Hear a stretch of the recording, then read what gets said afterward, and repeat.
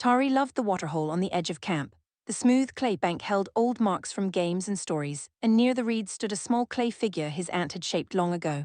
She had told him quietly, "Look after this one. It reminds us to tread carefully here." One hot afternoon, Tari played throwing games with his friends. He ran backwards to catch a stick, slipped on the bank and fell hard. His elbow knocked into the clay figure. It toppled, cracked down the middle, and one half rolled into the shallows. Tari's stomach dropped. He scooped up the broken piece, but it was too late. The figure's painted face was chipped away. From up the bank someone called, "What was that sound?" Panicking, Tari dropped both pieces and stepped away.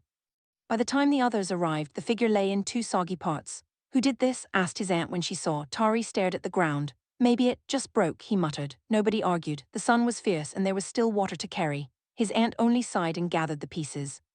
That night Tari lay awake. In his mind, the cracks in the clay opened wider. Before sunrise, he crept to the waterhole to look again. The bank was marked with new footprints his own, from yesterday, and the empty spot where the figure had stood looked strange and bare. The next morning he returned with a coolamon of water for his aunt. Again he saw his footprints, clear in the soft clay. They seemed to point straight at the broken figure, now placed on a flat rock to dry. He imagined the prince whispering, "Here it was him." All day Tari avoided his aunt's eyes. His cousin Miri noticed. "You're walking like there's a stone in your shoe," she said.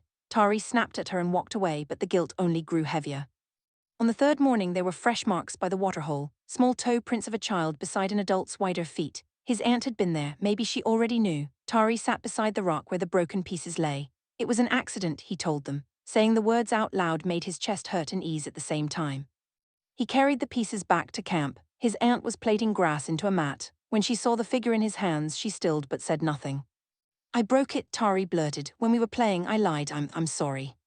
The camp fell quiet around them. Tari waited for shouting for punishment. Instead, his aunt held out her hands. "Sit," she said.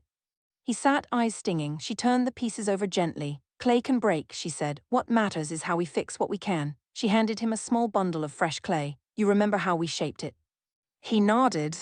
"Then you and I will fix this place together. Next time you speak straight away. That way your footprints and your words match." Tari felt the tightness in his chest loosen. He pressed his thumb into the soft clay, forming a new base. The cracks would always show, but his aunt smiled as they worked side by side.